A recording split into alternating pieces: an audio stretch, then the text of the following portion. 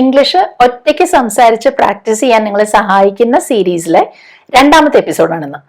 ആദ്യത്തെ ക്ലാസ് നിങ്ങൾക്ക് എല്ലാവർക്കും ഇഷ്ടമായി, അത് നിങ്ങൾക്ക് വളരെ യൂസ്ഫുൾ ആയിരുന്നു എന്നൊക്കെ അറിഞ്ഞതിൽ ഒരുപാട് സന്തോഷമുണ്ട് കേട്ടോ.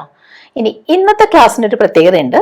ഇന്ന് നമ്മൾ കേൾക്കാൻ പോകുന്നത് മലയാളത്തിലുള്ള ഒരു കോൺവെർസേഷൻ ആണ്. അതായത് ഒരു അമ്മയും മകളും തമ്മിലുള്ള സംഭാഷണമാണ് നമ്മൾ കേൾക്കുന്നത്. അതാണ് നമ്മൾ ഇംഗ്ലീഷിൽ പറഞ്ഞ് പ്രാക്ടീസ് ചെയ്യാൻ പോകുന്നത്. അപ്പൊ ഈ മോള് ടീനേജിലുള്ളൊരു കുട്ടിയാണ്. പിന്നെ ഒരു കാര്യം നിങ്ങൾ മനസ്സിലാക്കേണ്ടത്, നമ്മളിങ്ങനെ ചെയ്യുമ്പോൾ അവിടെ ശരിക്കും പറഞ്ഞാൽ ഗ്രാമർ ഒക്കെ കയറി വരുന്നുണ്ട്. പക്ഷെ ഗ്രാമറിന്റെ ആ ഒരു ബുദ്ധിമുട്ടൊന്നും അറിയാതെ, അതായത് അതിന്റെ റൂൾസിനെ കുറിച്ച് ഒന്ന് ചിന്തിച്ച് വിഷമിക്കാതെ എങ്ങനെ ശരിയായി സെന്റൻസസ് ഉണ്ടാക്കാം, അതെങ്ങനെ കോൺഫിഡന്റ് ആയി പറയാം എന്നാണ് നമ്മളിവിടെ നോക്കുന്നത്. അപ്പൊ ഇന്നത്തെ ക്ലാസ്സിൽ അവസാനം ഞാൻ നിങ്ങൾക്കൊരു ഹോംവർക്ക് കൂടെ വെച്ചിട്ടുണ്ട്. അപ്പൊ റെഡി ആണല്ലോ, നമുക്ക് തുടങ്ങാം. സാധാരണ ഒരു വീട്ടില് അമ്മയും മക്കളും തമ്മിൽ പറയുന്ന കാര്യങ്ങളൊക്കെ തന്നെയാണ് നമ്മൾ കേൾക്കാൻ പോകുന്നത് കേട്ടോ. അപ്പൊ നമുക്ക് ഈ ഡയലോഗ്സ് ഓരോന്നായിട്ട് ഇംഗ്ലീഷിൽ പറഞ്ഞു പോവാം. ആദ്യം അമ്മ പറയാണ്, എന്റെ കണ്ണട ഇതെവിടെ പോയി? ഇപ്പൊ ഒരു സാധനം നമ്മൾ കുറെ നേരമായിട്ട് അന്വേഷിച്ചിട്ട് കണ്ടില്ലെങ്കിൽ നമ്മൾ പറയില്ലേ, ഇതെവിടെ പോയി, എന്റെ കണ്ണട എവിടെയാ പോയേ എന്ന് ചോദിക്കില്ലേ? അവിടെ നമ്മൾ മലയാളത്തിൽ പറഞ്ഞത് കണ്ണട എന്നാണ്, ശ്രദ്ധിച്ചല്ലോ. പിന്നെ എന്റെ കണ്ണട എവിടെ പോയി എന്നാണ് ചോദിച്ചത്. പക്ഷെ ഇംഗ്ലീഷിൽ നമ്മളത് എങ്ങനെ ചോദിക്കും? Where have my glasses gone? അപ്പൊ കണ്ണട എന്ന് പറയുന്നത് ഒന്നേ ഉള്ളെങ്കിലും അതിന് രണ്ട് ഭാഗങ്ങളുണ്ട്, രണ്ട് ലെൻസ് ഉണ്ട് അല്ലെ. അതുകൊണ്ടാണ് നമ്മളവിടെ ഇംഗ്ലീഷില് പ്ലൂറൽ ആയിട്ട് പറയുന്നത്, ഗ്ലാസസ് എന്ന് പറയുന്നത്. പിന്നെ where did my glasses go എന്നല്ല ചോദിച്ചത്, where have my glasses gone? അതായത് അത് പോയി, കാണാനില്ല, അപ്പൊ നഷ്ടപ്പെട്ട് നമ്മൾ കുറച്ചു നേരമായിട്ട് അത് നോക്കുകയാണ് അല്ലെ. അതുകൊണ്ടാണ് അവിടെ നമ്മൾ ആ ഹാവ് ഗോൺ ഉപയോഗിച്ചത്. Where have my glasses gone?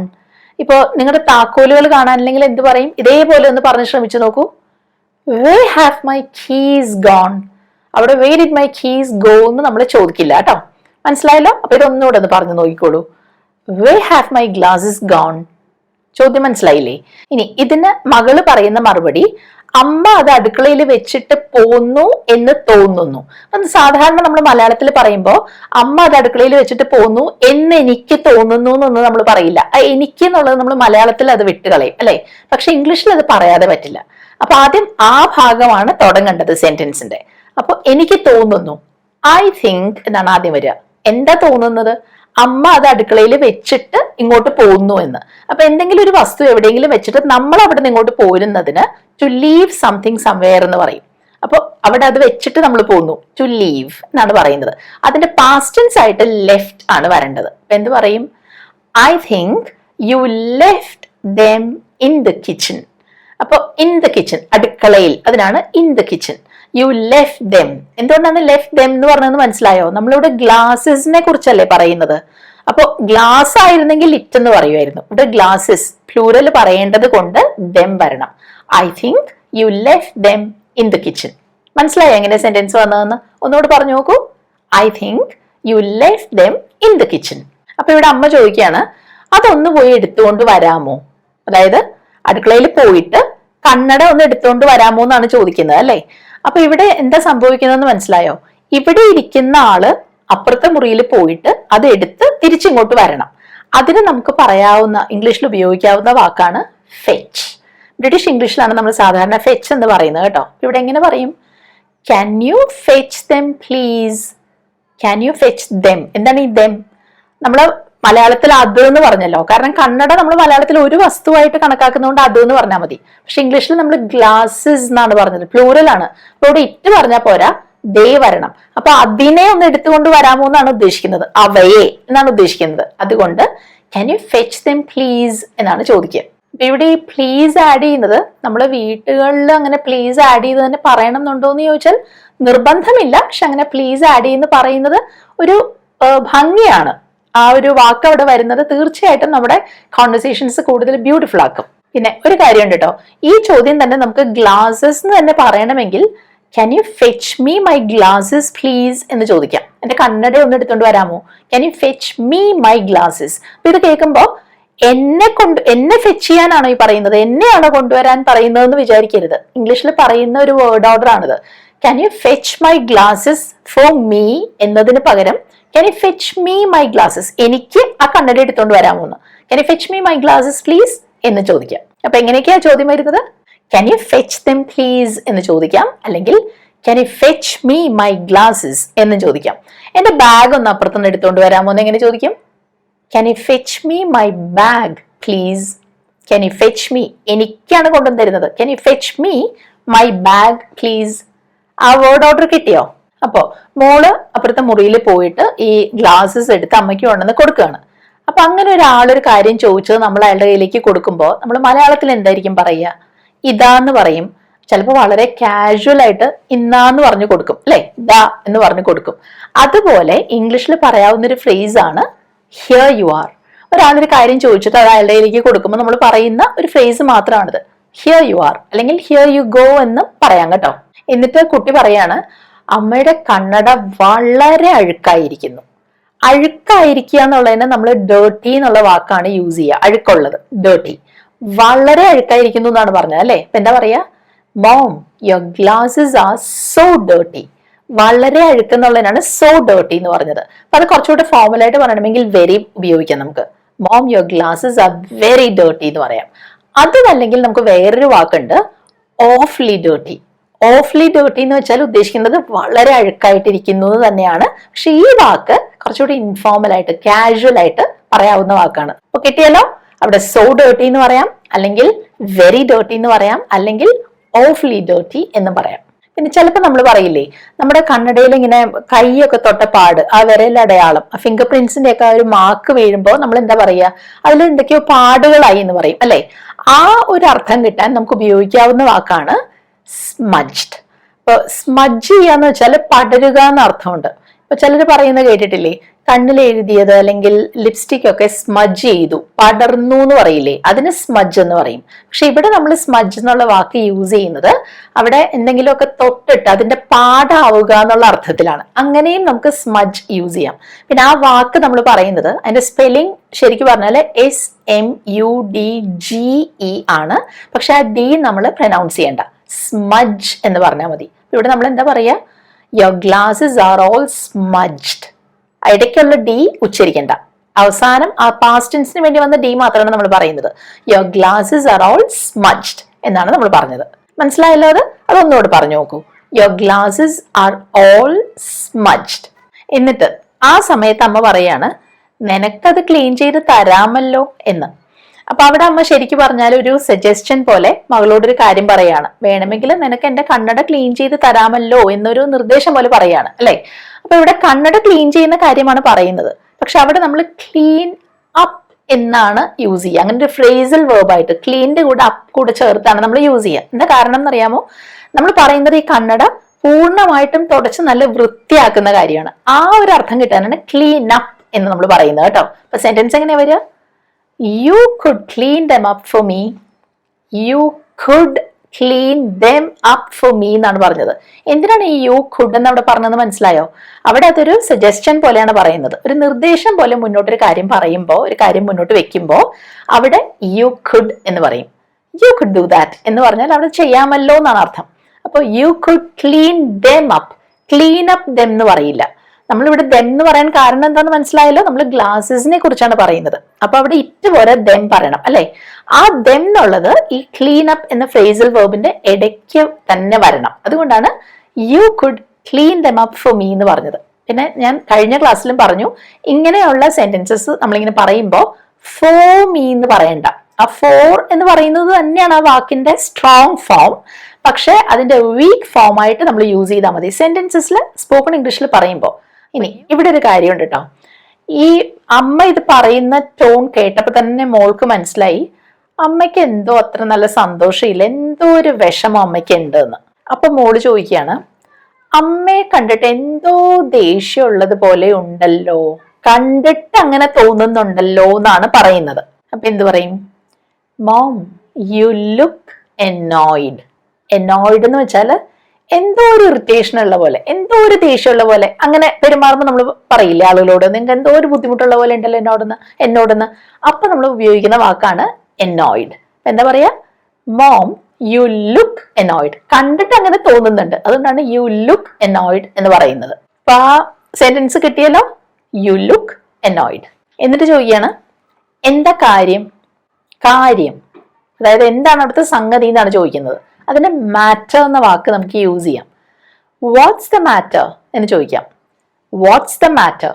ഇപ്പൊ എന്താണ് പ്രശ്നം എന്നായിരുന്നെങ്കിൽ വാട്ട്സ് ദ പ്രോബ്ലം എന്ന് ചോദിക്കും അല്ലെ. ഇവിടെ എന്താണ് കാര്യം, വാട്ട്സ് ദ മാറ്റർ എന്നാണ് ചോദ്യം.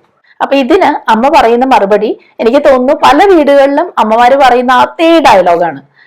നനഞ്ഞ ടവൽ കിടക്കമേൽ ഇടരുതെന്ന് നിന്നോട് ഞാൻ പല തവണ പറഞ്ഞിട്ടുണ്ട്. ഇതാണ് നമുക്ക് ഇംഗ്ലീഷിൽ പറയേണ്ടത്. പറയുമ്പോൾ ഇതൊരു നീളമുള്ള സെന്റൻസ് ആണ്, പക്ഷെ നമുക്കിത് വളരെ ഈസി ആയിട്ട് ഇംഗ്ലീഷിൽ പറയാം. ആദ്യം നമുക്ക് ആ അവസാനത്തെ ഭാഗമാണ് ഇംഗ്ലീഷ് സെന്റൻസിൽ ആദ്യം കൊണ്ടുവരേണ്ടത്. അപ്പൊ അവസാനം എന്താ പറഞ്ഞത്? നിന്നോട് ഞാൻ പല തവണ പറഞ്ഞിട്ടുണ്ട്. അതെങ്ങനെ പറയും? I have told you so many times. Many times മാത്രം പറഞ്ഞാലും മതി, അല്ലെങ്കിൽ so many times എന്ന് പറയാം. അവിടെ കുറച്ചുകൂടെ ഒരു ഊന്നൽ കിട്ടാനുണ്ട്. പല തവണ. I have told you so many times. എന്താ പറഞ്ഞിരിക്കുന്നത്? നനഞ്ഞ ടവൽ കിടക്കമേൽ ഇടരുത് എന്ന് അല്ലേ. അപ്പൊ അതിന് നമ്മൾ പറയാം not to leave the damp towel on the bed. Not to leave, അവിടെ ഇട്ടിട്ട് പോരുതെന്ന്. Not to leave the damp towel, damp എന്ന് വെച്ചാൽ ഈർപ്പമുള്ള നനഞ്ഞ, damp towel on the bed. കിട്ടിയോ സെന്റൻസ്? ഒന്ന് പറഞ്ഞു നോക്കൂ. I have told you so many times not to leave the damp towel on the bed. കിട്ടിയില്ലേ അത്? പിന്നെ ഇവിടെ ഒരു കാര്യം കേട്ടോ, ഈ so many times എന്നുള്ളതിന് പകരം വളരെ ഇൻഫോർമൽ ആയിട്ട് നമുക്ക് പറയാവുന്ന വേറൊരു വാക്കാണ് umpteen. I have told you umpteen times not to leave the damp towel on the bed. umpteen എന്ന് വെച്ചാൽ ഒരു 100 തവണ പറഞ്ഞിട്ടുണ്ട്, 1000 തവണ പറഞ്ഞിട്ടുണ്ട് എന്നൊക്കെ പറയില്ലേ ദേഷ്യത്തില്. അവിടെ നമുക്ക് ഉപയോഗിക്കാവുന്ന ഒരു വാക്കാണ് umpteen times. എന്നിട്ട് അമ്മ പറയാണ്, എല്ലാ ദിവസവും നിന്റെ മുറി ആകെ വൃത്തികേടായിട്ടാണ് നീ ഇടുന്നത്. അവിടെയും ആ മുറി അങ്ങനെ ഇട്ടിട്ട് പോകുന്നതിനെ കുറിച്ചാണ് ഈ ഇടുക എന്ന് വെച്ചാൽ ഉദ്ദേശിക്കുന്നത് കേട്ടോ. അപ്പൊ എന്താ പറയാ? എല്ലാ ദിവസവും. അതിന് നമ്മൾ എവ്രി ഡേ എന്ന് പറയും. പക്ഷെ അത് എഴുതുന്നത് 2 വാക്കുകളായിട്ടാണെന്നുള്ളത് ഓർക്കണം കേട്ടോ. ഒരുമിച്ചല്ല എഴുതേണ്ടത്. ഓരോ ദിവസവും എന്നുള്ള അർത്ഥത്തില് എവ്രി ഡേ എന്നാണ് പറയുക. അപ്പൊ എന്താ പറയുന്നത്? Every day you leave your room in a total mess. ആകെ വൃത്തികേടായിട്ടാണ് ഇട്ടിട്ട് പോകുന്നത്. You leave it in a total mess. മനസ്സിലായോ? Every day you leave your room in a total mess. അപ്പൊ ഇങ്ങനെ ആകെ വൃത്തികേടായിട്ടല്ല ഇട്ടിട്ട് പോകുന്നത്. നീ അടുക്കും ചിട്ടയും ഇല്ലാതെ ഇങ്ങനെ ഇടുന്നതൊക്കെ അടുക്കി വെച്ച് എനിക്ക് മടുത്തു എന്നാണ് അമ്മ പറയുന്നത്. ഇതുകൊണ്ടാണ് അമ്മയ്ക്ക് ദേഷ്യം കയറിയിരുന്നത്. മനസ്സിലായോ? അപ്പൊ എന്താ പറയുന്നത്? നീ അടുക്കും ചിട്ടയും ഇല്ലാതെ ഇങ്ങനെ ഇടുന്നതൊക്കെ നിന്റെ അങ്ങനെ ഇട്ടിട്ട് പോകുന്നതിന്റെ പുറകെ നമ്മൾ അടുക്കി വെച്ചോണ്ടിരിക്കുകയാണ്. അങ്ങനെ അടുക്കി വെച്ച് എനിക്ക് മടുത്തു, എനിക്ക് മതിയായി എന്ന്. എന്ത് പറയും? ഒരു കാര്യം ചെയ്ത് നമുക്ക് മടുത്തു, മതിയായി എന്നൊക്കെ പറയാൻ ഐ എം ഫെഡ് അപ്പ് എന്ന് പറയാം. അല്ലെങ്കിൽ വേറൊരു ഫ്രേസ് ഉണ്ട്, I M sick and tired of doing something. മടുത്തു എന്ന് പറയുന്ന വേറൊരു രീതിയാണ് കേട്ടോ. അത്ര മടുത്തു എന്ന്. I M sick and tired of doing something. അപ്പൊ ഇവിടെ എന്ത് ചെയ്തിട്ടാണ് മടുത്തത്? മോള് ഇങ്ങനെ വൃത്തികേടായിട്ട് ഇടുന്നതൊക്കെ മോള് പോയി കഴിയുമ്പോൾ അമ്മ അതെടുത്ത് ഓരോ ഭാഗത്ത് ചേർത്ത് വെക്കും. അപ്പൊ അതിന് നമ്മൾ പറയുന്നത് to pick up after somebody എന്നാണ്. അതായത് ഒരാള് എല്ലാം വൃത്തികേടാക്കി ഇടും, അയാളുടെ പുറകെ വേറൊരാൾ നടന്ന് ഇതെല്ലാം എടുത്ത് അത് അതിന്റെ സ്ഥലത്ത് വെക്കുക. അപ്പൊ അതിന് to pick up after somebody എന്ന് പറയും കേട്ടോ. ഇവിടെ എന്താ പറയാ? I'm sick and tired of picking up after you. I'm sick and tired of picking up after you. ആ സിക്ക് ആൻഡ് ടയർഡ് ഓഫ് എന്ന് പറഞ്ഞില്ലേ, അതുകൊണ്ടാണ് I'm sick and tired of picking up after you എന്ന് പറയുന്നത്. അത് മിക്കവാറും വീടുകളിൽ അമ്മമാര് മക്കളോട് പറയേണ്ടി വരുന്ന ഒരു ഡയലോഗാണ് ഇതല്ലേ. അവരിങ്ങനെ ആകെ വൃത്തികേടായിട്ട് ഇടുമ്പോഴത്തേക്കും നിന്റെ സാധനങ്ങളൊക്കെ എടുത്ത് ഒതുക്കി വെക്കാൻ ചെയ്ത് എനിക്ക് മതിയായി എന്ന് പറയും അല്ലേ. അവിടെയാണ് ഇത് പറയുന്നത്. I M fed up of എന്ന് പറയാം, അല്ലെങ്കിൽ I'm sick and tired of picking up after you എന്ന് പറയും. അപ്പൊ ഇത് കേൾക്കുമ്പോൾ സ്വാഭാവികമായും മക്കൾ എന്തായിരിക്കും പറയുന്നത്? സോറി അമ്മ, ഇനി ഞാനത് ഒരിക്കലും ആവർത്തിക്കില്ല എന്ന് പറയും അല്ലേ. ഞാൻ എന്താ പറയാ? I am sorry mom, I will never repeat it. ആ രണ്ടാമത്തെ സെന്റൻസ് ശ്രദ്ധിച്ചോ?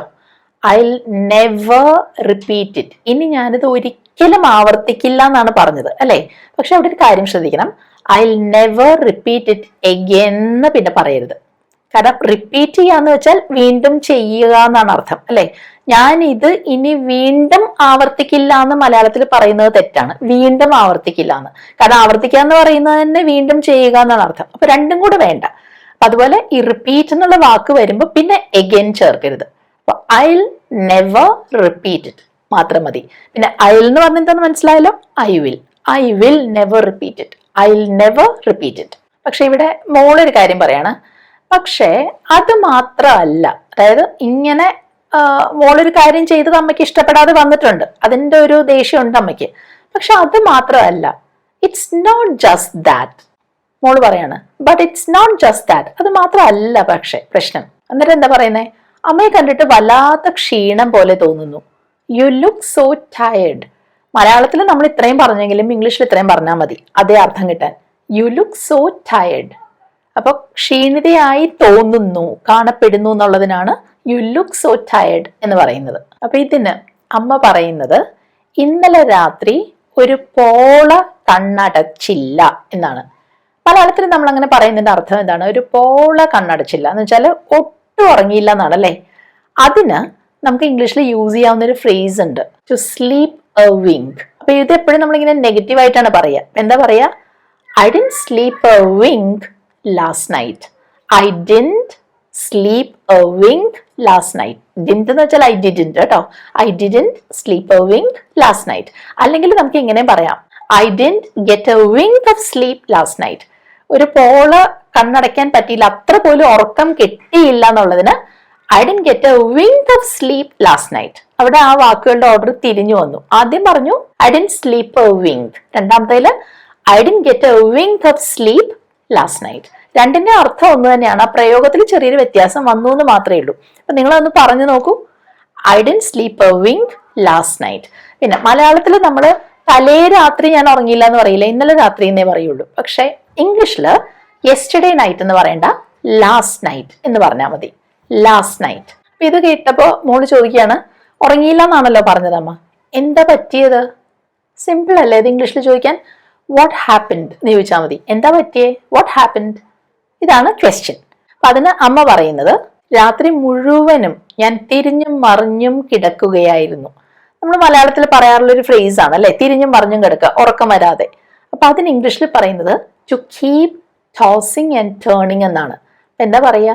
I just kept tossing and turning all night. രാത്രി മുഴുവനും ഇത് തന്നെ ചെയ്തുകൊണ്ടിരിക്കുകയായിരുന്നു. I just kept tossing and turning all night. അമ്മ ഇങ്ങനെ പറഞ്ഞത് കേട്ടപ്പോ മോൾ അതിന് മറുപടിയായിട്ട് എന്താ പറഞ്ഞതെന്ന് അറിയാമോ? ഊണ് കഴിച്ചു കഴിഞ്ഞ സ്ഥിതിക്ക് അമ്മയ്ക്ക് ഇപ്പോ കിടക്കാമല്ലോ എന്നാണ് പറയുന്നത്. അപ്പൊ ആദ്യത്തെ ആ ഭാഗം നോക്കൂ സെന്റൻസിന്റെ, ഊണ് കഴിച്ചു കഴിഞ്ഞ സ്ഥിതിക്ക് എന്ന് പറയണം അല്ലെ. അതായത് നമ്മൾ ഊണ് കഴിച്ചു കഴിഞ്ഞ സ്ഥിതിക്ക്, ഊണ് കഴിച്ചു കഴിഞ്ഞിരിക്കുന്നു കേട്ടോ.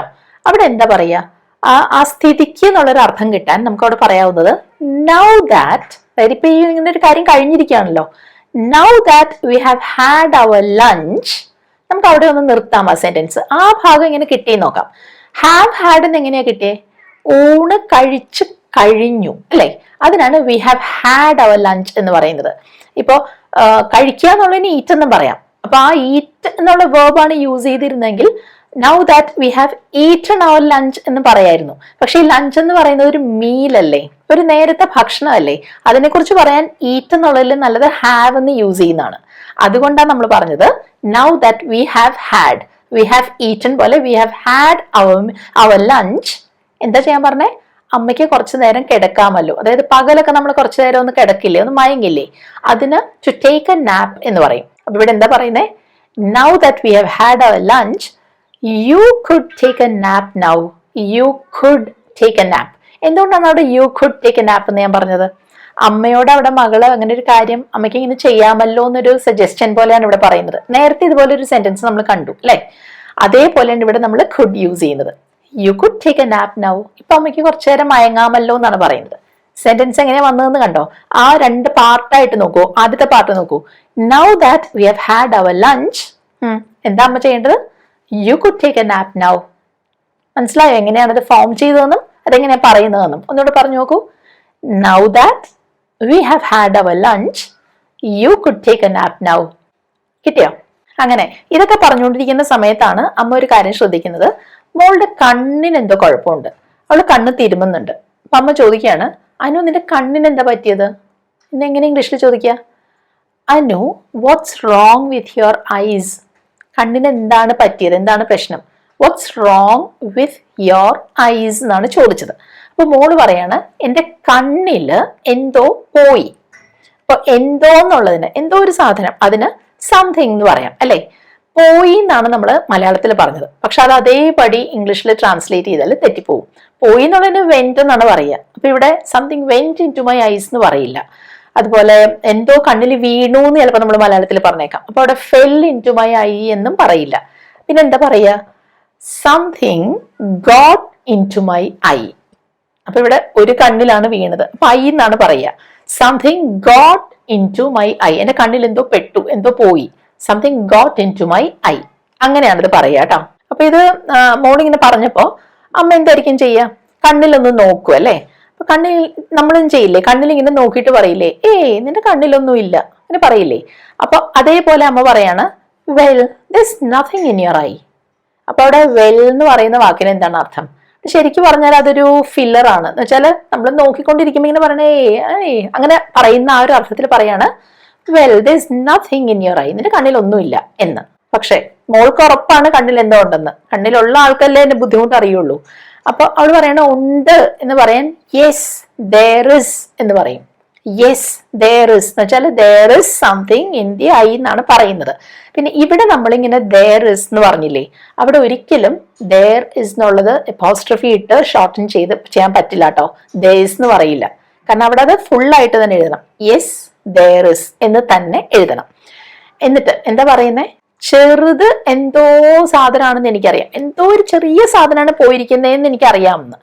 എന്താണ് പറയുന്നത് ഇംഗ്ലീഷില്? I know it's A tiny something. എന്തോ ഒരു കുഞ്ഞു സാധനമാണ് പോയിരിക്കുന്നത്. I know it is A tiny something. ഒരു ചെറിയ എന്തോ ഒരു സാധനം, ടൈനി സംതിങ്. കിട്ടിയോ freeze? I know it's A tiny something. അപ്പോ അമ്മ വീണ്ടും നോക്കുന്നു. അപ്പൊ അമ്മയ്ക്ക് മനസ്സിലാവുന്നു അത് കണ്ണിന്റെ തന്നെ ഒരു ഇമയാണെന്ന്. അപ്പൊ ഇമ എന്നുള്ളതിന് എന്താണ് ഇംഗ്ലീഷിൽ പറയാ? ഐ ലാഷ് എന്ന് പറയും അല്ലെ? സിംഗുലർ ആണ് ഐ ലാഷ്. പ്ലൂറൽ ആയിരുന്നെങ്കിൽ ഐ ലാഷസ് എന്ന് പറയുമായിരുന്നു. അപ്പൊ അമ്മ നോക്കിയിട്ട് പറയണ, yeah it's an eyelash. കണ്ടു, അതൊരു ഇമയാണ്. It's an I lash.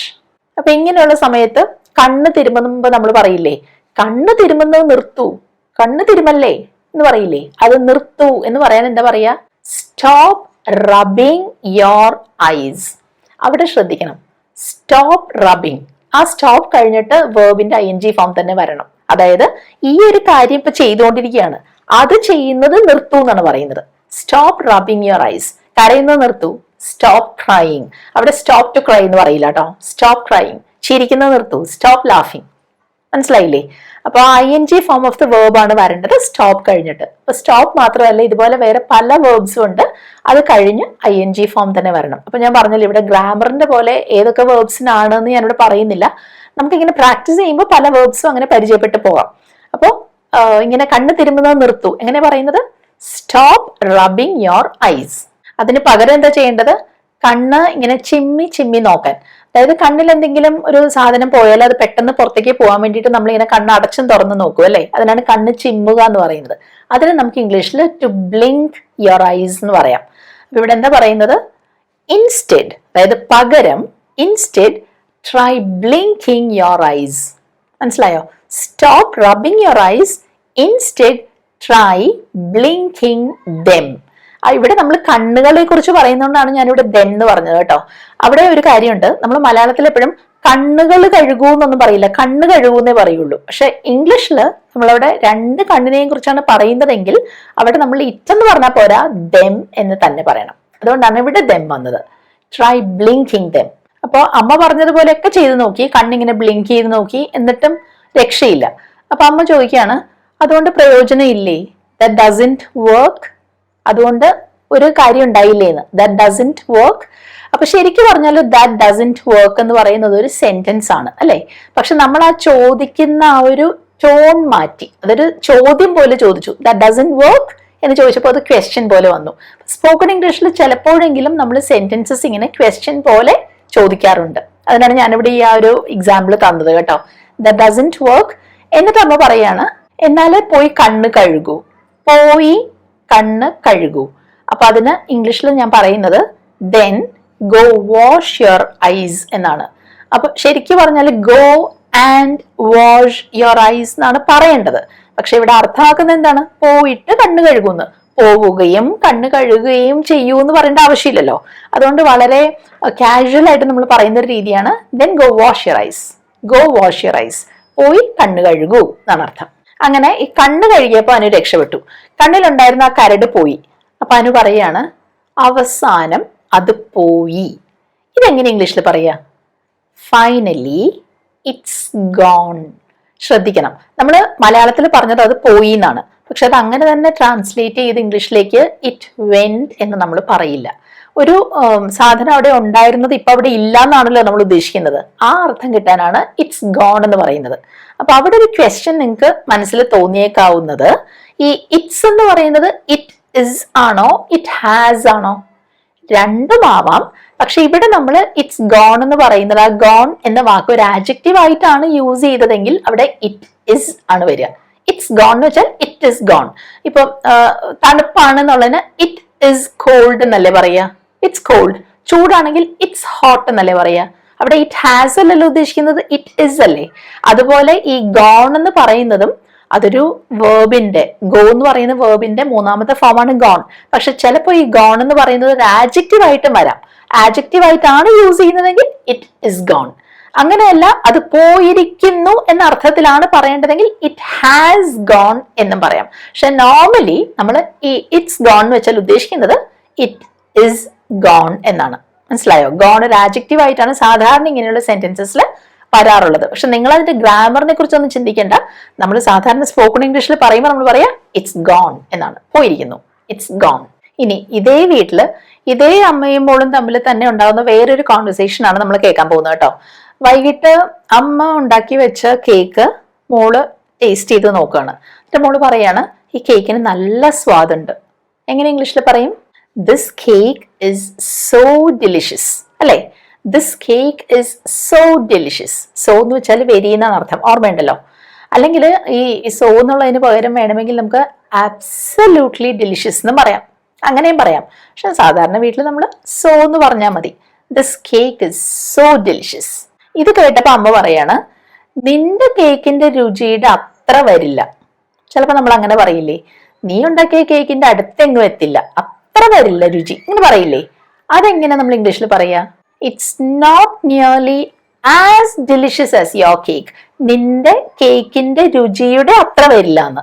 It's not nearly as delicious as your cake. അതിന്റെ അത്ര തണുപ്പ് വരില്ല, അന്നത്തെ അത്ര തണുപ്പ് വരില്ല എന്ന് പറയാൻ it's not nearly as cold as that day. മനസ്സിലായോ? ഇറ്റ്സ് നോട്ട് നിയർലി ആസ് വരണം. It's not nearly as delicious as your cake. അല്ലെങ്കിൽ ഇങ്ങനെയും പറയാട്ടോ, it's no way near as delicious as your cake. അവിടെ ഒന്നും എത്തുക പോലും ഇല്ല, അത്രയൊന്നും എത്തില്ല എന്ന്. It's no way near as delicious as your cake. ഈ രണ്ട് ഫ്രേസസും നമുക്ക് വളരെ ഹെൽപ്ഫുൾ ആയിട്ടുള്ള ഒരു ഫ്രേസ് ആണ്, പഠിച്ചു വെച്ചോളൂ. ഇതെങ്ങനെ പറയുന്നത് മനസ്സിലായല്ലോ? ഒന്നുകൂടെ പറഞ്ഞു നോക്കൂ. It's no way near as delicious as your cake. കിട്ടിയത്? അപ്പൊ മോള് പറയാണ് അമ്മ വെറുതെ പറയാണ്, യു ആർ കിഡിങ് മീ എന്ന് പറയാം. വെറുതെ പറയാണ്, എന്നെ കളിയാക്കുകയാണെന്ന് പറയില്ലേ? അതിനാണ് നമ്മൾ കിഡിങ് എന്നുള്ള വാക്ക് യൂസ് ചെയ്യുന്നത്. നിങ്ങൾക്ക് അറിയായിരിക്കും. അപ്പൊ എന്താ പറയാ? You are kidding me. അപ്പൊ അമ്മ എന്താ പറയുന്നത്? അല്ല, ഞാൻ ശരിക്കും പറഞ്ഞതാ, ഞാൻ കാര്യമായിട്ട് പറഞ്ഞതാ എന്ന് പറയില്ലേ? അതിന് നോ ഐ മീൻ ഇറ്റ് എന്ന് പറയും. ഞാൻ അങ്ങനെ കാര്യമായിട്ട് പറയുന്നതാ, നോ ഐ മീൻ ഇറ്റ്. അപ്പൊ ചിലപ്പോൾ നമ്മൾ പറയും ഞാൻ കാര്യമായിട്ട് പറഞ്ഞതാ. അങ്ങനെയാണെങ്കിൽ നോ ഐ മെന്റ് ഇറ്റ് എന്ന് പറയും. മീനിന്റെ പാസ്റ്റ് ടെൻസ് ആണ് മെന്റ്. അപ്പൊ എങ്ങനെ വേണമെങ്കിലും നമുക്ക് യൂസ് ചെയ്യാം. നോ ഐ മീൻ ഇറ്റ് അല്ലെങ്കിൽ നോ ഐ മെന്റ് ഇറ്റ്. ഞാൻ ഉദ്ദേശിച്ചെന്നെ പറഞ്ഞതാ, ഞാൻ കാര്യമായിട്ട് പറഞ്ഞതാ എന്ന്. എന്നിട്ട് അമ്മ എന്താ പറയുന്നത് നോക്കൂ. ആ കേക്കിന് എന്തോ പ്രത്യേകത ഉണ്ടായിരുന്നു. അപ്പൊ പ്രത്യേകത എന്നുള്ളതിന് സ്പെഷ്യൽ എന്ന് പറയും. എന്തോ പ്രത്യേകത, സംതിങ് സ്പെഷ്യൽ. അപ്പൊ ഇവിടെ എന്താ പറയാൻ പറ്റുന്നത്? there was something special about that cake. മനസ്സിലായോ? there was something special about that cake. എന്തോ പ്രത്യേകത ഉണ്ടായിരുന്നു എന്നല്ലേ പറഞ്ഞത്, അതുകൊണ്ടാണ് past tense. there was something special about that cake. അപ്പൊ ഇത് കേട്ടിട്ട് മോൾ എന്താ പറയുന്നത് നോക്കൂ. അമ്മയുടെ ബർത്ത്ഡേക്ക് ഉണ്ടാക്കിയത് കൊണ്ടാണ് അത് സ്പെഷ്യൽ ആയത്. അമ്മയുടെ ബർത്ത്ഡേക്ക് ഉണ്ടാക്കിയത് കൊണ്ടാണ്, റീസൺ പറയുന്നുണ്ട്, അത് സ്പെഷ്യൽ ആയത്. അപ്പൊ മലയാളം സെന്റൻസിന്റെ അവസാനത്തെ ഭാഗമാണ് ഇംഗ്ലീഷ് സെന്റൻസിൽ ആദ്യം വരിക. അപ്പൊ അത് നമുക്ക് ആദ്യം കൊണ്ടുവരണം. എങ്ങനെ പറയും? It was special. ഇനി റീസൺ പറയണം. ബിക്കോസ്, റീസൺ ഉള്ളതുകൊണ്ടാണ് ബിക്കോസ് വന്നത്. It was special because I made it for your birthday. അമ്മയുടെ ബർത്ത്ഡേക്ക് ഉണ്ടാക്കിയത് കൊണ്ട്. അതുകൊണ്ടാണ് നമ്മൾ അവിടെ യോർ എന്നുള്ളതിന് കൂടുതൽ സ്ട്രെസ് കൊടുത്ത് പറയുന്നത്. It was special because I made it for your birthday. ഈ സമയത്ത് അമ്മ മോളോടൊരു കാര്യം ആദ്യമായിട്ട് ഷെയർ ചെയ്യാൻ പോകാട്ടോ. അപ്പൊ നമ്മളാണെങ്കിലും മലയാളത്തിൽ എന്തെങ്കിലും ഒരു കാര്യം ആരോടെങ്കിലും ആദ്യമായിട്ട് പറയുമ്പോൾ നമ്മൾ പലപ്പോഴും യൂസ് ചെയ്യുന്ന ഒരു ഫ്രേസ് ഉണ്ട്, ഒരു കാര്യം അറിയൂ, നമ്മളിങ്ങനെ ചോദിക്കില്ലേ? അതേപോലെ നമുക്ക് ഇംഗ്ലീഷിൽ യൂസ് ചെയ്യാവുന്ന ഒരു ഫ്രേസ് ആണ് യു നോ വാട്ട്. അതൊരു ക്വസ്റ്റ്യൻ ആയിട്ടാണ് വരുന്നത്, കണ്ടല്ലോ, യു നോ വാട്ട്. അപ്പൊ ആ ക്വസ്റ്റ്യൻ കണ്ടാൽ തന്നെ നിങ്ങൾക്ക് അറിയാലോ അവിടെ ഗ്രാമർ റൂൾസ് ഒന്നും പ്രോപ്പറായിട്ട് അപ്ലൈ ചെയ്തിട്ടില്ല. പക്ഷെ ഇങ്ങനെയുള്ള സിറ്റുവേഷൻസിൽ നമുക്ക് ഉപയോഗിക്കാവുന്ന ഒരു ഫ്രേസ് തന്നെയാണത്, യു നോ വാട്ട്. എന്നിട്ട് എന്താ അമ്മ പറയുന്നത് നോക്കൂ, ഞാൻ ജുവലറി മേക്കിങ്ങിൽ ഒരു കോഴ്സ് ചെയ്താലോ എന്ന് ആലോചിക്കുകയാണ് എന്ന് അമ്മ മകളോട് പറയുകയാണ്. അപ്പൊ അതെങ്ങനെയാണ് ഇംഗ്ലീഷിൽ പറയാ? ആലോചിക്കുകയാണെന്നാണ് പറഞ്ഞത്. എങ്ങനെ പറയും? I M thinking of doing a course on jewellery making. I M thinking of doing a course on jewellery making. അപ്പൊ ഇവിടെ ഒരു കാര്യം ശ്രദ്ധിക്കണം, നമ്മൾ മലയാളത്തിൽ പലപ്പോഴും എഴുതി കാണുന്നത് ജ്വല്ലറി എന്നാണ്. പക്ഷെ ഈ വാക്ക് നമ്മൾ ശരിക്കും പ്രൊനൗൺസ് ചെയ്യേണ്ടത് ജുവലറി എന്നാണ്. ജുവലറി, ജുവലറി, ജുവല്ലറി ഇല്ല കേട്ടോ, jewellery. I M thinking of doing a course on jewellery making. അതുപോലെ കോഴ്സ് എന്ന് പറയണ്ട, കോഴ്സ് മാത്രമേ ഉള്ളൂ കേട്ടോ. പിന്നെ ഇവിടെ നമ്മൾ പറഞ്ഞല്ലോ ഐ എം തിങ്കിങ് ഓഫ് എന്ന്, അതിന് പകരം I'm planning to do a course എന്നും പറയാം. അപ്പൊ തിങ്കിങ് ആണ് വരുന്നതെങ്കിൽ I'm thinking of doing a course, planning ആണെങ്കിൽ I'm planning to do, I'm planning of doing എന്ന് പറയില്ല, I'm planning to do a course, അങ്ങനെ പറയണം. എന്നിട്ട് ഇതേക്കുറിച്ച് അമ്മ മോളോട് അഭിപ്രായം ചോദിക്കുകയാണ്.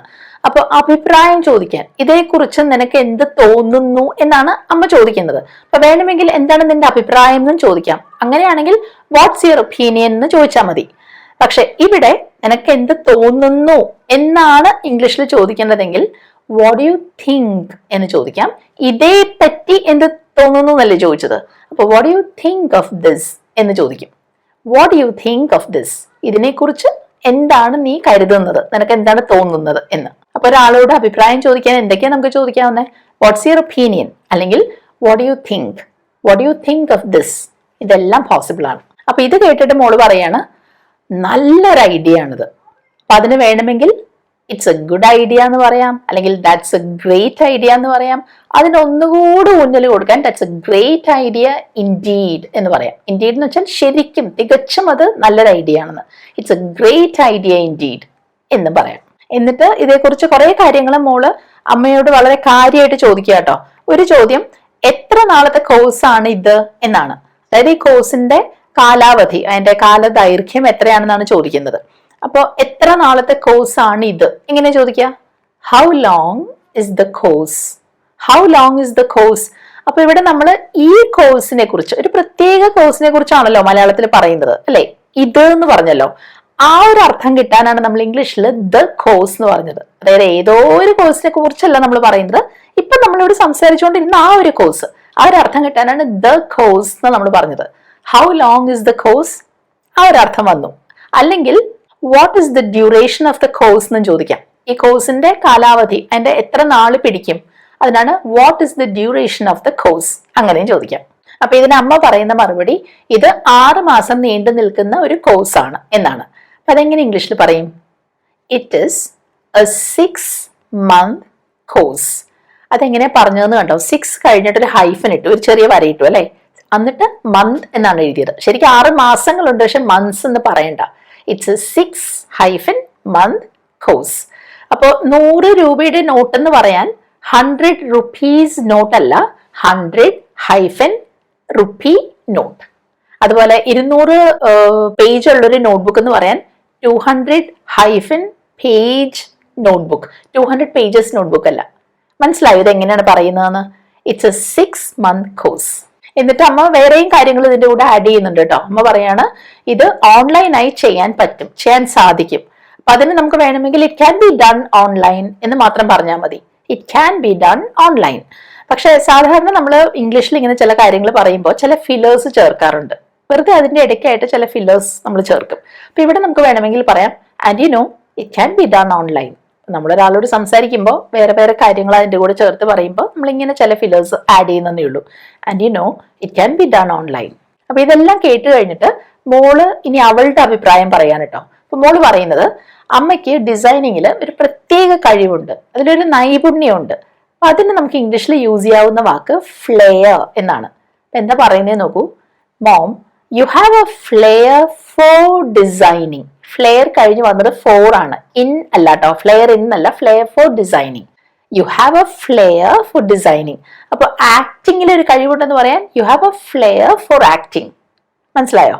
ഇനി അടുത്ത പോയിന്റ്, അമ്മയ്ക്ക് ഇപ്പോൾ തന്നെ അതിലൊരു ഡിപ്ലോമയുമുണ്ട്. ഏതില്? ഡിസൈനിങ്ങില്. അതിലൊരു ഡിപ്ലോമയുമുണ്ട്. അപ്പൊ എന്ത് പറയും? ഇപ്പോൾ തന്നെ എന്ന് പറഞ്ഞല്ലോ, അതിന് ഓൾറെഡി എന്നുള്ള വാക്ക് യൂസ് ചെയ്താൽ മതി. And you have already got A diploma in designing. And you have already got A diploma in designing. കുട്ടിക്ക് ഇനിയുണ്ട് കേട്ടോ പറയാൻ. പറയുന്നത് ഇതാണ്, അത് മാത്രമോ? വരയ്ക്കുന്നതില് അമ്മ നല്ല സമർത്ഥയാണ്. അപ്പൊ അത് മാത്രമോ എന്ന ഒരു അർത്ഥം കിട്ടാൻ ആൻഡ് വാട്ട്സ് മോർ എന്ന് ചോദിക്കാം, അല്ലെങ്കിൽ മോർ ഓവർ എന്ന് പറയാം. ഈ മോർ ഓവർ എന്ന് പറയുന്നത് കുറച്ചുകൂടെ ഫോർമൽ ആയിട്ടുള്ള ഒരു രീതിയാണ്. ഇവിടെ ആൻഡ് വാട്ട്സ് മോർ എന്ന് പറയാം. എന്താ പറയുന്നത്? And what's more you are so good at drawing. വരയ്ക്കുന്നതിൽ, വരയിൽ, അതിനാണ് ഡ്രോയിങ് എന്ന് പറയുന്നത്. You are so good at drawing. അപ്പൊ ഇവിടെ ഗുഡ് അറ്റ് എന്നാണ് ഞാൻ പറഞ്ഞത്. എന്തെങ്കിലും ഒരു ആക്ടിവിറ്റിയിൽ പ്രാവീണ്യമുണ്ട്, അത് ചെയ്യാൻ മിടുക്കുണ്ട് എന്നൊക്കെ പറയാൻ ഗുഡ് അറ്റ് എന്നാണ് പറയുക. Good at painting, good at singing, good at math എന്നൊക്കെയാണ് പറയുന്നത് കേട്ടോ. അവിടെ ഗുഡ് ഇൻ എന്ന് നമ്മൾ പറയാറില്ല. പക്ഷെ ഇവിടെ അമ്മയ്ക്കാണ് സംശയം. അമ്മ ചോദിക്കുന്നത്, ഞാൻ ഈ കോഴ്സ് ചെയ്യുന്നത് നിന്റെ പഠനത്തെ ബാധിക്കുമോ എന്നാണ്. അപ്പോൾ എന്തെങ്കിലും ഒരു കാര്യത്തെ ബാധിക്കുക എന്നുള്ളത് ഒരു വേർബായിട്ട് വരുമ്പോൾ നമ്മൾ അവിടെ എഫക്റ്റ് എന്നാണ് പറയുക. അപ്പൊ അതിന്റെ നൗൺ ഫോം ഇഫക്റ്റ് ആണ്. അപ്പൊ രണ്ടിന്റെയും സ്പെല്ലിങ്ങും പ്രൊനൗൺസിയേഷനും വ്യത്യാസമുണ്ട് കേട്ടോ, അത് ഒന്ന് ഓർത്തേക്കണേ. അപ്പൊ ഈ ചോദ്യം എങ്ങനെയാണ് നമ്മൾ ഇംഗ്ലീഷിൽ ചോദിക്കുക? ശ്രദ്ധിക്കണേ. അവിടെ നമ്മൾ ചോദിക്കുന്നത് will my doing the course effect your studies എന്നാണ്. ശ്രദ്ധിച്ചോ? Will my doing the course. അപ്പൊ നിങ്ങൾ വിചാരിക്കും എങ്ങനെയാണ് ഈ മൈ ഡൂയിങ് ദ കോഴ്സ് എന്ന് വന്നതെന്ന്, അല്ലെ? അവിടെ നിങ്ങൾ ഇങ്ങനെ മനസ്സിലാക്കണം, ഞാനാണ് ഈ പ്രവൃത്തി ചെയ്യുന്നത്. അപ്പൊ ഇത് എന്റെ പ്രവൃത്തിയാണ്. എന്താണ് പ്രവൃത്തി? കോഴ്സ് ചെയ്യുക എന്ന പ്രവൃത്തി. അപ്പോ എന്റെ ഈ കോഴ്സ് ചെയ്യൽ എന്ന പ്രവൃത്തി നിന്നെ ബാധിക്കുമോ എന്നാണ് ഞാൻ ചോദിക്കുന്നത്. അങ്ങനെയാണ് നമുക്ക് ഇവിടെ മൈ എന്നത് കിട്ടുന്നത്. എങ്ങനെയാ വന്നത്? Will my doing the course effect your studies. ചിലപ്പോൾ നമ്മൾ ഇങ്ങനെയും കേൾക്കും, will me doing the course. അങ്ങനെയും ഈ ചോദ്യം വന്നേക്കാം. അപ്പൊ ഇത് വന്ന വഴി എങ്ങനെയാണെന്ന് മനസ്സിലായല്ലോ. അപ്പൊ സംശയമൊന്നും വേണ്ട. അവിടെ will my doing the course effect your studies എന്ന് ധൈര്യമായിട്ട് ചോദിക്കാം. ഇതിനുള്ള മറുപടിയായിട്ട് മോള് പറയുന്നത് ഒട്ടുമില്ല എന്നാണ്. ബാധിക്കുമോ എന്നായിരുന്നല്ലോ ചോദ്യം. ഒട്ടും ബാധിക്കില്ല എന്ന് പറയാൻ നോട്ട് എറ്റ് ഓൾ എന്ന് പറയാം. അതായത് തീരെ ഇല്ല എന്ന്, നോട്ട് എറ്റ് ഓൾ. എന്നിട്ട് ഇതിനുള്ള റീസൺസ് എന്താ പറയുന്നത് നോക്കൂട്ടോ. മോള് പറയുന്നത്, അമ്മ എപ്പോഴും പറയാറുള്ളത് പോലെ ഞാനൊരു കൊച്ചു കുട്ടിയൊന്നുമല്ല. സാധാരണ വീടുകളിൽ ഇങ്ങനെ അമ്മമാര് പറയാറുണ്ടല്ലേ, നീ ഇനിമേലൊരു കൊച്ചു കുട്ടിയാണെന്ന് കരുതരുത് എന്നൊക്കെ പറയില്ലേ. അതാണ് ഇവിടെ തിരിച്ചു പറയുന്നത്. ഇതെങ്ങനെ ഇംഗ്ലീഷിൽ പറയാ? As you always say I'm not a kid anymore. അമ്മ എപ്പോഴും പറയാറുള്ളത് പോലെ, as you always say I'm not a kid anymore, അല്ലെങ്കിൽ I'm not a kid any longer എന്ന് പറയാം. ഇനിയുണ്ട് പോയിന്റ്സ്. എനിക്ക് എൻ്റെ പഠന കാര്യങ്ങൾ ഒറ്റയ്ക്ക് നോക്കാൻ പറ്റും. അതെങ്ങനെ പറയും? I can take care of my studies alone. എനിക്ക് ഇങ്ങനെ ചെയ്യാൻ പറ്റും എന്നല്ലേ പറഞ്ഞത്, സാധിക്കും എന്നല്ലേ പറഞ്ഞത്. I can take care of my studies alone. ഇപ്പൊ take care of something എന്ന് പറഞ്ഞാൽ ഒരു കാര്യം നല്ല രീതിയിൽ അത് ശ്രദ്ധിച്ച് കൊണ്ടുപോവുക. To take care of something. I can take care of my studies alone. തനിയെ ചെയ്യാൻ പറ്റും. അപ്പോൾ ഇങ്ങനെ പറയണമെങ്കിൽ, എനിക്കത് വളരെ നന്നായി ചെയ്യാൻ പറ്റും എന്നൂടെ പറയണമെങ്കിൽ I can very well take care of my studies alone എന്ന് പറയാം. വെരി വെൽ എന്ന് വെച്ചാൽ വളരെ നന്നായിട്ട് ചെയ്യാൻ പറ്റുന്ന. I can very well take care of my studies alone, തനിയെ. അമ്മയ്ക്ക് അവിടെ ഒരു സംശയം കൂടെ ഉണ്ട്. എനിക്ക് ഈ വീട്ടുജോലിയും ഓൺലൈൻ പഠനവും ഒരുമിച്ച് കൈകാര്യം ചെയ്യാൻ പറ്റുമോ ആവോ എന്നാണ് അമ്മ ചോദിക്കുന്നത്. അപ്പൊ അവിടെ ഉദ്ദേശിക്കുന്നത് അത് രണ്ടും കൂടെ കൈകാര്യം ചെയ്യാൻ പറ്റുമോ ഇല്ലയോ എന്ന് ഉറപ്പില്ല, സംശയമാണ് അല്ലേ. അങ്ങനെയുള്ള കാര്യങ്ങളെ കുറിച്ച് ഇംഗ്ലീഷിൽ പറയാൻ നമുക്ക് ഐ വണ്ടർ എന്ന് പറഞ്ഞ സെന്റൻസ് പറഞ്ഞ് തുടങ്ങാം. അപ്പൊ ഇവിടെ ഐ വണ്ടർ എന്നാണ് പറഞ്ഞത്. അതിന്റെ അർത്ഥം ഞാൻ അത്ഭുതപ്പെടുന്നു, ആശ്ചര്യപ്പെടുന്നു എന്നൊന്നുമല്ല. ആ ഒരു കാര്യം നമുക്ക് ഉറപ്പില്ല എന്നാണ്, നമുക്ക് സംശയമാണ്. അപ്പോഴാണ് ഐ വണ്ടർ എന്ന് പറയുന്നത്. എന്നിട്ട് ഞാൻ മുമ്പ് പറഞ്ഞല്ലോ, ഇത് ചെയ്യാൻ പറ്റുമോ ഇല്ലയോ എന്ന് നമുക്ക് ഉറപ്പില്ല അല്ലെ. അതുകൊണ്ട് ഇഫ് കൂടെ ചേർക്കണം ഐ വണ്ടർ കഴിഞ്ഞിട്ട്. അപ്പൊ എന്ത് പറയും? I wonder if I will be able to manage house work along with online learning. മനസ്സിലായോ? along with എന്ന് വെച്ചാൽ ഒരുമിച്ച്, ഇത് രണ്ടും കൂടെ, വീട്ടുജോലിയും ഓൺലൈൻ പഠനവും ഒരുമിച്ച് ചെയ്യാൻ പറ്റുമോ എന്ന് എനിക്ക് ഉറപ്പില്ല. I wonder if I will be able to manage house work along with online learning. അതിന് മോള് പറയുന്ന മറുപടി, അതേപ്പറ്റി വിഷമിക്കണ്ട, അതിനെക്കുറിച്ച് ഓർത്ത് വിഷമിക്കേ വേണ്ട. എന്ത് പറയും? Don't worry about it. Don't worry about it, അതേക്കുറിച്ച് ഓർത്ത് വിഷമിക്കണ്ട എന്ന്. അതിനുള്ള കാരണങ്ങളും ഇനി പറയുന്നുണ്ട് കേട്ടോ. എല്ലാറ്റിനും ഉപരിയായി ഇത് കുറച്ച് നാളത്തേക്ക് മാത്രമുള്ളൊരു കോഴ്സാണ്. അപ്പൊ നമ്മളിങ്ങനെ എന്തെങ്കിലും ഒരു കാര്യം ചർച്ച ചെയ്യുമ്പോൾ നമ്മൾ പറയില്ലേ, ഇതിനെല്ലാറ്റിലും അപ്പുറം, ഇതിനെല്ലാറ്റിലും ഉപരിയായി എന്ന് പറയില്ലേ, അവിടെ നമുക്ക് ആഫ്റ്റർ ഓൾ എന്ന് പറയാം ഇംഗ്ലീഷിൽ. After all it's A short term course. കുറച്ച് നാളത്തേക്ക് മാത്രമുള്ളൊരു കോഴ്സ് അല്ലേ, it's A short term course. അത് കിട്ടിയല്ലോ. After all it's A short term course. അവസാനം ഒരു പോസിറ്റീവ് നോട്ടിലാണ് കേട്ടോ ഈ കോൺവെർസേഷൻ അവസാനിപ്പിക്കുന്നത്. മോള് പറയുന്നത്, അമ്മ എല്ലാം നന്നായി ചെയ്യുമെന്ന് എനിക്കറിയാം, അമ്മ എല്ലാം നല്ല രീതിയിൽ ചെയ്തു കൊള്ളും എന്ന് എനിക്കറിയാം എന്ന്. അതെങ്ങനെ പറയും? I know you are going to do great. നല്ല രീതിയിലെല്ലാം ചെയ്തോളും എന്നറിയാം. I know you are going to do great. അങ്ങനെ ആ ഒരു കോൺവെർസേഷൻ ഇവിടെ അവസാനിക്കുകയാണ്. അപ്പൊ നമ്മൾ കുറച്ചു നേരമായിട്ട് ഇംഗ്ലീഷ് പ്രാക്ടീസ് ചെയ്യാണ് അല്ലെ. അപ്പൊ നിങ്ങൾ ഇനി എന്താ ചെയ്യേണ്ടതെന്ന് അറിയാമോ? ആദ്യം നിങ്ങൾ അമ്മയുടെ ആ റോളാണ് പ്ലേ ചെയ്യേണ്ടത്. അമ്മ പറഞ്ഞ കാര്യങ്ങളെല്ലാം നിങ്ങൾ ഇംഗ്ലീഷിൽ പറയാൻ ശ്രമിക്കൂ. പറ്റുന്നത് പോലെ പറഞ്ഞാൽ മതി. പതിയെ പതിയെ നിങ്ങൾ അതിൽ ബെറ്റർ ആവും. അത് കഴിഞ്ഞ് ആ റോൾ ഒന്ന് റിവേഴ്സ് ചെയ്യണം. അതായത് മോള് പറഞ്ഞ കാര്യങ്ങൾ നിങ്ങൾ ഇംഗ്ലീഷിൽ പറയുക. അങ്ങനെ നിങ്ങൾക്ക് അത് ഒരുവിധം ഓക്കെ ആയിട്ട് വരും. ഇത് മാത്രം ചെയ്താൽ പോരാ. ഇതുപോലെ നിങ്ങൾ തന്നെ നിങ്ങളുടെ ലൈഫിൽ സാധാരണ ഇങ്ങനെ ഒഴിവ് കിട്ടുന്ന സമയങ്ങളിൽ, ഇപ്പൊ നിങ്ങൾ വീട്ടിൽ ഒറ്റയ്ക്കാണെങ്കിൽ അല്ലെങ്കിൽ എവിടെയെങ്കിലും നിങ്ങൾക്ക് അങ്ങനെ ഒരു സൗകര്യം കിട്ടുമ്പോഴെല്ലാം ഇതുപോലെ എന്തെങ്കിലുമൊക്കെയുള്ള സിറ്റുവേഷൻസ് മനസ്സിൽ കണ്ട് ഇമാജിൻ ചെയ്ത് നിങ്ങൾ അതിന് പറ്റിയ ഡയലോഗ് സ്വയം ഇങ്ങനെ പറഞ്ഞു നോക്കുക. ആരുടെങ്കിലും എന്തെങ്കിലും ഒരു വിഷയത്തെ പറ്റി സംസാരിക്കുന്ന മനസ്സിലോർക്കുക, അത് ഉറക്കെ പറയുക. ഉറക്കെ പറയാൻ പറ്റുന്ന സാഹചര്യങ്ങളിലെല്ലാം ഉറക്കെ പറയുക. ഞാൻ കഴിഞ്ഞ ക്ലാസ്സിൽ പറഞ്ഞിരുന്നു, അത് നിങ്ങൾ റെക്കോർഡ് ചെയ്യാൻ വേണം, അത് സ്വയം കേട്ട് നോക്കുക വേണം. ഇത് നിങ്ങളൊന്ന് ചെയ്തു നോക്കൂ. ഞാൻ മാസങ്ങൾ എന്നല്ല പറയുന്നത്, ആഴ്ചകൾ കൊണ്ട് തന്നെ നിങ്ങൾക്ക് ഉണ്ടാവുന്ന ഒരു വ്യത്യാസം, അതായത് സ്പീക്കിങ്ങിൽ വരുന്ന വ്യത്യാസം, നിങ്ങൾക്ക് വരുന്ന ഒരു കോൺഫിഡൻസ് നിങ്ങൾക്ക് മനസ്സിലാവും. അപ്പൊ അതുകൊണ്ട് ഞാൻ പറഞ്ഞത് അത് ഉറക്കെ തന്നെ പറഞ്ഞ് പ്രാക്ടീസ് ചെയ്യണം കേട്ടോ. അപ്പോൾ ഇതുകൊണ്ട് ഞാനിവിടെ നിർത്തുകയല്ല, ഒരു ഹോംവർക്ക് കൂടെ ഞാൻ നിങ്ങൾക്ക് തരുന്നുണ്ട്. ചെയ്യേണ്ടത് ഇത്രയേ ഉള്ളൂ. നിങ്ങൾ ഏതെങ്കിലും ഒരു ടോപ്പിക്കിനെ പറ്റി നിങ്ങൾക്ക് മനസ്സിൽ നിങ്ങളൊരാളുമായിട്ട് സംസാരിക്കുന്നതായിട്ട് ഇമാജിൻ ചെയ്യൂ. എന്നിട്ട് അങ്ങനെ രണ്ട് സെറ്റ് ഓഫ് ഡയലോഗ്, അതായത് നിങ്ങൾ അങ്ങോട്ട് ചോദിക്കുന്നതും ഇങ്ങോട്ട് പറയുന്ന മറുപടിയും, തിരിച്ച് വീണ്ടും നിങ്ങൾ എന്തെങ്കിലും ചോദിക്കുന്നത് അല്ലെങ്കിൽ ഇങ്ങോട്ട് പറയുന്നത്, അങ്ങനെ രണ്ട് സെറ്റ് ഓഫ് ഡയലോഗ്സ് നിങ്ങൾ കമന്റ് സെക്ഷനിൽ പോസ്റ്റ് ചെയ്യൂ. എന്ത് ടോപ്പിക് ആയാലും വേണ്ടില്ല, നിങ്ങൾ പറ്റുന്നത് പോലെ ചെയ്യൂ. അപ്പൊ കഴിയുന്നതും ഞാൻ നിങ്ങളിങ്ങനെ അയക്കുന്ന കോമന്റ്സിനെല്ലാം തെറ്റുകളുണ്ടെങ്കിൽ തിരുത്താൻ ഞാൻ ശ്രമിക്കാറുണ്ട്. അത് ഞാൻ ഇനിയും ചെയ്യും. ഇനി എന്തെങ്കിലും കൊണ്ട് ഞാൻ എന്തെങ്കിലും വിട്ടു പോയാൽ പോലും മറ്റുള്ളവരും അത് കാണുന്നുണ്ടല്ലോ, അപ്പൊ അങ്ങും ഇങ്ങും ഹെൽപ്പ് ആവും എന്നാണ് എനിക്ക് തോന്നുന്നത്. എല്ലാവർക്കും അത് പരസ്പരം തിരുത്താനും കാര്യങ്ങൾ പഠിക്കാനും എല്ലാം അത് ഹെൽപ്പ് ആവും എന്നാണ് എനിക്ക് തോന്നുന്നത്. നിങ്ങളത് ചെയ്യൂ. നിങ്ങളുടെ ഡയലോഗിന് വേണ്ടിയിട്ട് ഞാൻ വെയിറ്റ് ചെയ്യാണ്. അപ്പൊ ഇന്നത്തെ ഈ വീഡിയോ നിങ്ങൾക്ക് ഹെൽപ്ഫുൾ ആയിരുന്നെങ്കിൽ നിങ്ങൾ തന്നെ അറിയിക്കൂ. ഇനിയും നമ്മൾ ഇതേപോലെയുള്ള വീഡിയോസ് ഉടനെ തന്നെ കാണും. പക്ഷേ ഇത് കണ്ടാൽ മാത്രം പോരാ, പ്രാക്ടീസ് ചെയ്യണം കേട്ടോ. അപ്പൊ ഇനി അടുത്ത വീഡിയോയിൽ നമുക്ക് കാണാം. അതുവരെ ബൈ.